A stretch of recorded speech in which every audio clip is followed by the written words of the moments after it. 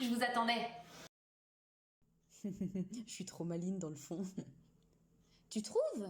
Maline, peut-être, mais surtout un peu lente à la détente. Ça fait 14 mardis que je débarque le matin et jusque-là, t'as toujours été surprise. Alors, maline, ouais, mais à dire vite, quoi. Ah bah, ça fait plaisir. Bon, bah, t'es prête alors?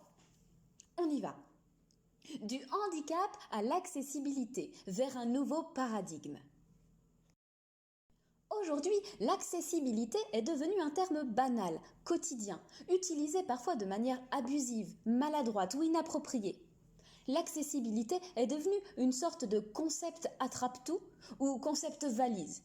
Elle semble si familière alors qu'en fait, elle a perdu de son sens, complètement vidée de sa signification. À force d'être empruntée par les différentes disciplines, les domaines, les activités au sein desquelles elle s'inscrit, l'accessibilité s'est déformée et dilatée. Elle se retrouve diluée dans l'accès à l'école, l'accès à l'emploi et à la formation, dans l'accès à la culture, au sport, au tourisme, sans oublier l'accessibilité numérique et plus récemment l'accès à la santé et à la sexualité.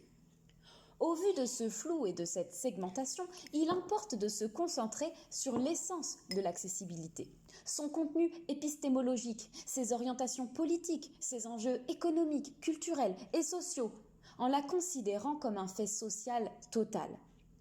En ce sens, l'accessibilité constitue un révélateur qui dévoile le rapport au corps des individus, le rapport à soi, le rapport aux autres, le rapport à l'espace et à la mobilité, mais aussi le rapport à la justice et à l'égalité.